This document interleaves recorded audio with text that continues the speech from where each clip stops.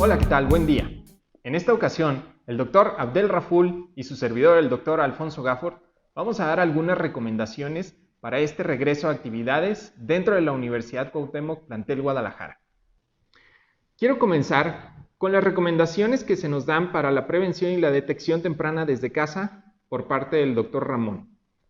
Lo que él nos menciona es que tenemos que considerar dos cosas para hacer esta prevención y detección temprana.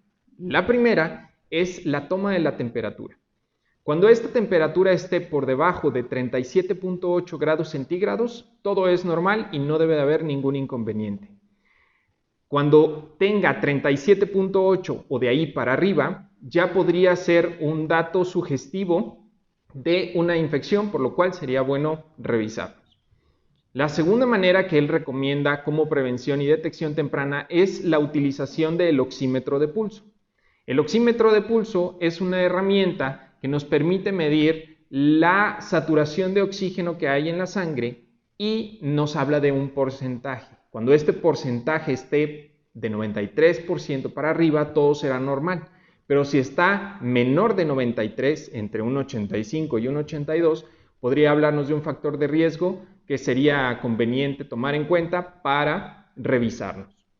El simple hecho de tomar estas dos medidas en consideración nos puede ayudar a reducir hasta en un 60% el riesgo o nos daría una pauta para poder revisarnos con tiempo y prevenir, ¿no?, la infección por el SARS-CoV-2. También son 4 recomendaciones que se nos da para mantener en casa y si tuviéramos que salir a algún lugar por alguna situación de emergencia. Estas 4 recomendaciones son la utilización de cubrebocas, la higiene constante de manos, la sana distancia, es decir, mantener una distancia mínimo de 2 metros entre personas, y hacer estas pruebas o acceder a que nos realicen estas pruebas como la toma de temperatura y la oximetría. Debemos también hablar sobre el tiempo de supervivencia que va a tener este virus en los diferentes medios y superficies. ¿Por qué? Es muy importante que nosotros sepamos que el virus tiene diversa vida de acuerdo a la superficie en la que se encuentre. Por ejemplo, si estamos nosotros en algún lugar cerrado, sin buena ventilación, es muy posible que este virus pueda durar 4 horas vivo y que esto sea cierto manejo para que nosotros nos infectemos. De otra manera, si nosotros estamos en el exterior, con muy buena ventilación, es muy posible que el virus dure solamente 2 a 3 minutos. Esto nos va a ayudar, obviamente, a reducir nuestro nivel de contagio. Hay otras superficies que debemos de tomar en cuenta. Por ejemplo, nuestras manos, que son muy susceptibles de contagiarnos con el virus al estarnos tocando nuestro rostro. Si nosotros tenemos nuestras manos sin limpiarnos, es muy posible que pueda durar horas el virus en ella. Pero si nosotros las estamos desinfectando de manera continua, es muy probablemente que la vida de este virus pueda ser menor a los 5 minutos.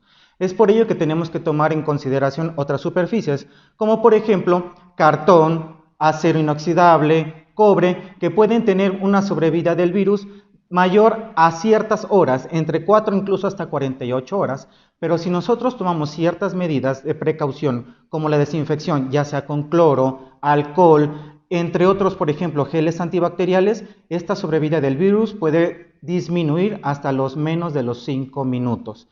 Y es por eso que es muy importante tener esto en cuenta. Entre más limpieza tengamos nosotros de estas superficies, vamos a disminuir el posible contagio del virus. Otras 4 recomendaciones para prevención que tenemos son para prevenir la infección del virus. Estas 4 recomendaciones comienzan principalmente por la primera, que es eliminación del peligro, la cual es intentar eliminar en la medida de lo posible el virus, este COVID-19. ¿Cómo lo hacemos? Mediante el uso de gel sanitizante de manos para lavar constantemente nuestras manos, la utilización del cubrebocas, la utilización de careta y estas medidas que hemos estado recomendando. La segunda sería sustituir el peligro. ¿Cómo hacemos esto? Cambiando los hábitos de la persona. ¿Qué me refiero? Si normalmente soy una persona que va al restaurante a comer o que va a algún lugar de conveniencia a convivir con las personas, pues son hábitos que debemos de evitar.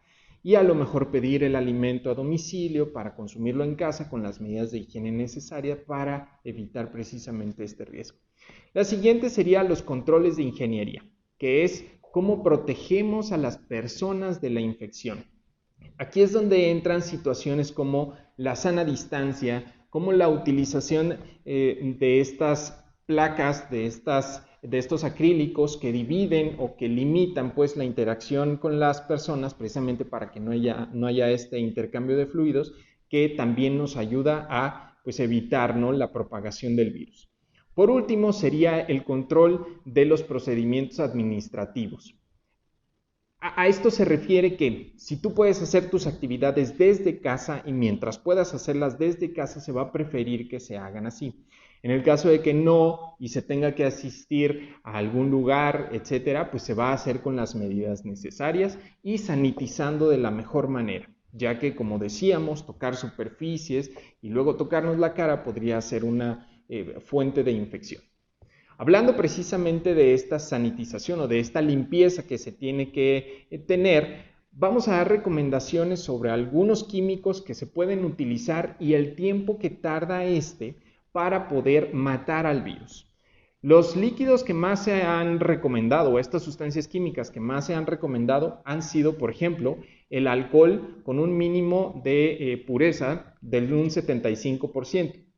Que con la eliminación del virus ocurre en 5 minutos. El cloro, la utilización del cloro también nos permite eliminar el virus en 5 minutos. Pero tenemos, por ejemplo, sustancias como el hipoclorito de sodio que nos ayuda a eliminar el virus al primer minuto.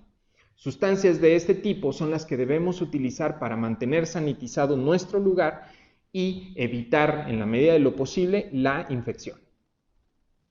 Ahora vamos a hablar de los equipos de protección, es decir, qué es lo que nosotros podemos utilizar para disminuir la incidencia de infecciones. Hay 3 maneras en las que nosotros nos podemos infectar. Son las 3 vías, que es por la boca, nariz y ojos.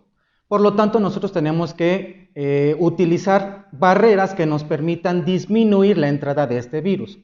Vamos a comenzar por las 2 primeras, que es boca y nariz. Nosotros podemos utilizar perfectamente este tipo de cubrebocas que los va a reducir en un 66% las infecciones. Y esto es porque nos van a reducir la entrada en boca y nariz. Esta sería la manera correcta de utilizarla.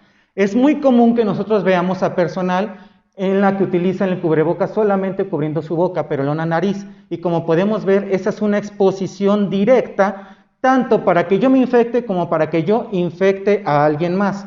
Y hay un problema aquí. Uno, es que la saliva tiene un índice de dilución mayor que la mucosidad en la nariz. Es decir, que la capacidad de virulencia del virus es mucho mayor de la que yo puedo expedir o absorber por mi nariz. Es por eso que es muy importante cubrir ambas zonas con el cubrebocas.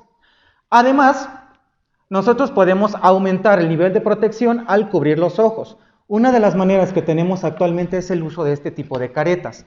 Estas nos van a ayudar a disminuir que nos salpiquen, sí, con saliva o con cualquier otro tipo de fluidos, y así podernos proteger los ojos para disminuir en la mayoría de lo posible la infección.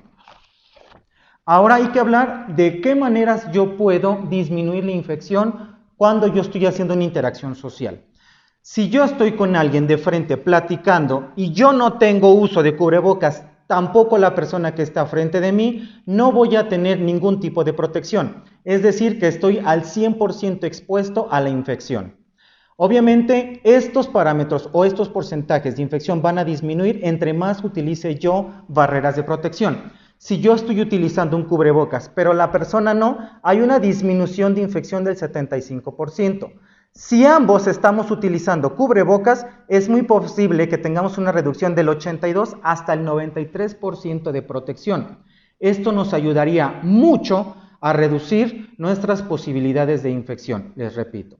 Ahora, ¿cómo puedo hacer yo para ver qué tipo de telas son las mejores para generar yo un cubrebocas? En caso de que no puedas conseguir o no tengas la facilidad de tener este tipo de cubrebocas que son quirúrgicos, el tipo de tela es una barrera casi del 99%, pero hay otras telas que nos pueden servir para generar nuevos cubrebocas. Por ejemplo, las telas de nuestra ropa. Según el entramado o qué tan junto esté el tejido es el nivel de barrera que puede generar. Si yo utilizo, por ejemplo, sedas muy blanditas como la seda, la tela de lino, entre otras, no va a tener tanta protección. Incluso me podría dar una protección de un 20 a 30%. Pero si yo utilizo telas que sean más fijas, ¿sí?, más duritas, por ejemplo, con la de algodón, es posible que yo pueda tener un nivel de barrera muchísimo mayor al que podría tener con otro tipo de telas. Y es con estas que las podemos generar nosotros, nuestros propios cubrebocas de tipo casero.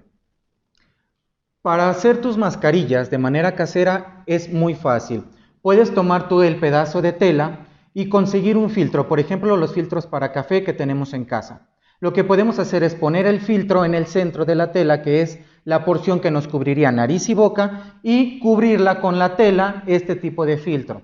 Al hacer eso podemos unirlo, ya sea cosiéndolo, incluso con grapas, y de ahí volver a cubrir este filtro para poder tener una superficie suficiente para tener un par de ligas y que esta nos funcione como sujeción de nuestra mascarilla, ya sea para sujetarlo detrás de las orejas o incluso para generar una liga que nos cubra por detrás de la cabeza, que nos generaría una mayor fijación de nuestro cubrebocas y por lo tanto una mayor seguridad. Por último, vamos a hablar de la ventilación como medida de protección. El hecho de que esté entrando aire natural a algún lugar ayuda mucho, como ya lo dijimos, a eliminar el virus. Y vamos a comparar esto poquito con cómo sería si no hubiera ventilación. Cuando un lugar no tiene nada de ventilación, ninguna ventilación, la prevención para la infección por el virus es de 0%. Si a esto nosotros lo cambiamos y abrimos únicamente las ventanas, la prevención sube hasta un 69.3% en comparación con no tener nada de ventilación. Si a este mismo lugar le dejamos únicamente la puerta abierta, la prevención baja a 36.1%. Cuando nosotros mezclamos las dos, tanto puertas como ventanas abiertas, la prevención va a aumentar hasta un 73.8%. Y mejora mucho más cuando le agregamos ventilación mecánica. Es decir, aire acondicionado más puertas y ventanas abiertas mejoraría esto hasta un 80.8%. Esto es importante para que este aire mecánico dado por el aire acondicionado no esté recirculando, sino que entre filtrado y salga ya sea por la puerta o la ventana. Si nos damos cuenta, todas estas medidas de prevención que estamos recomendando nos ayudan muchísimo y nos van a estar ayudando a disminuir el riesgo de contagio. Y precisamente por eso se han estado implementando. Ahora que volvemos a las actividades dentro de la Universidad Cuauhtémoc, te recomendamos entonces que las sigas para precisamente evitar tanto tu riesgo como el riesgo hacia los demás. Utilizar tu cubreboca, utilizar el gel sanitizante, utilizar estas barreras de protección, limpiar tu área y permitir una adecuada ventilación en tu área de trabajo serán herramientas bastante fuertes para evitar el contagio y prevenir la infección por el SARS-CoV-2 o COVID-19.